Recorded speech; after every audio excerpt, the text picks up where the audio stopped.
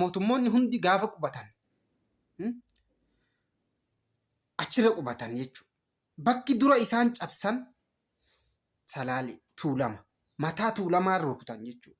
Oromoo keessaa dura kan rukutamu mataa Tuulamaatti rukutama jechuudha. Tuulamni akka ol hin jennetti akka lafaan kaane rukutama Tuulamni. Mataa isaaniitti cafa. Dargiin Taaddasaa Birruu dabalatee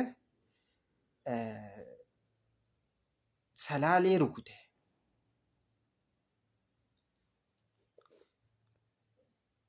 Seenaa fagoon dubbannu waanuma amma argaa jirru, waanuma amma ta'aa jirru, waanuma amma ta'aa jirrurraa kaana ummanni kuni ummanni Salaalee Abiyyi Ahmad gaafa dhufu Oromoo tamiyyuun dura Oromoo tokko dura sirni kun namni inni ofirraa rukute Tuulama jechuudha.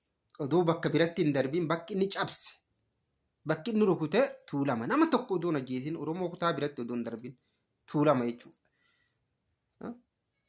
Daadhii Galaani namni jalqaba ajjeefamee Daadhii Galaani. Mataa Tuulamaa nama sirnaaf gadi hin jenne nama waa dubbatu. Maaliif?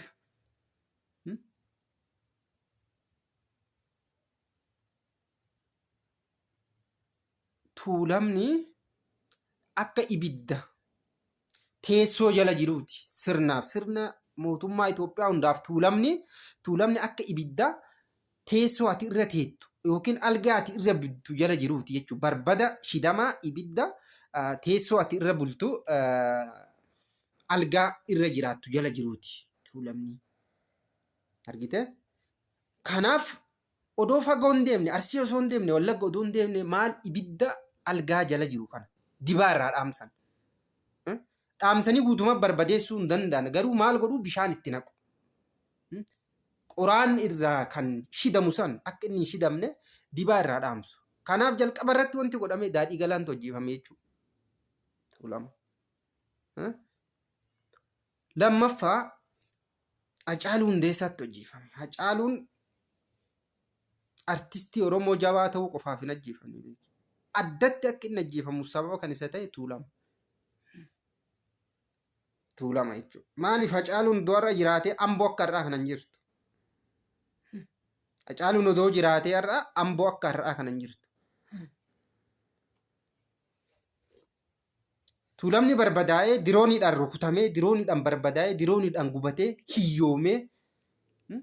hiyyoomee miskiinee namaa gadi ta'ee Hacaaluun hin callisu.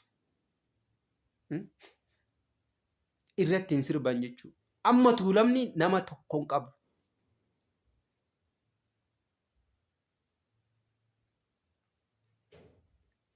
Kan irratti dammaqee Taayyee Danda'a ture. Tuulamni waan adda isa godhu qaba. Seenaa gootota Oromoo keessallee yeroo hunda seenaan ani dinqisiifadhu. Seenaan addaa yoo jiraate seenaan haga qabsaa'ota Tuulamaa dinqisiifadhu hin jiru jechuudha. Argee hin beeku. Akka ijoollee Tuulamaa argee hin beeku.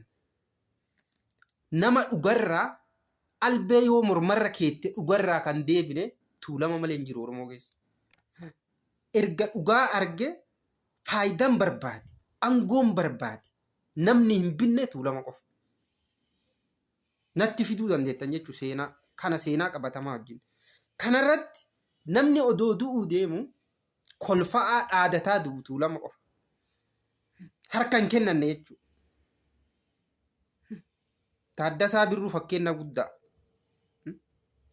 Oromummaa maal akka taate. Aangoo ol, dantaa ol, faayidaa ol, silaaqee aangoon irra jirturra isaantu jira bara.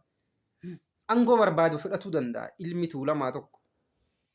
Mootummaa barbaadeef bitamuu danda'a. Dura namni isaan bituu barbaadanis. Seenaa kaleessa Taaddasaa Birruu fi Agarii Tulluu irratti argee, Hacaaluu Hundeessaa irratti argee Taayyee Danda'a qabatamaan nutti agarsiise. Taayyee Danda'a Tuulamni maal akka ta'e nutti agarsiisee deebi'ee jechuudha. Namni dhugarraa hin deebine dhugarratti du'u ifaan ifatti odoo gadi hin jenne jechuudha. Sirna duratti Hacaaluu Hundeessaa waliin gaafannu jechuudha. Kanaaf addatti yeroo hundaa jechuudha cabsuu kan barbaadanii kan dura cabsan eenyu Tuulama. Tuulama keessaa ija Tuulamaa jechuudha. Uummanni kun amma gubachuudha. Uummata achi booda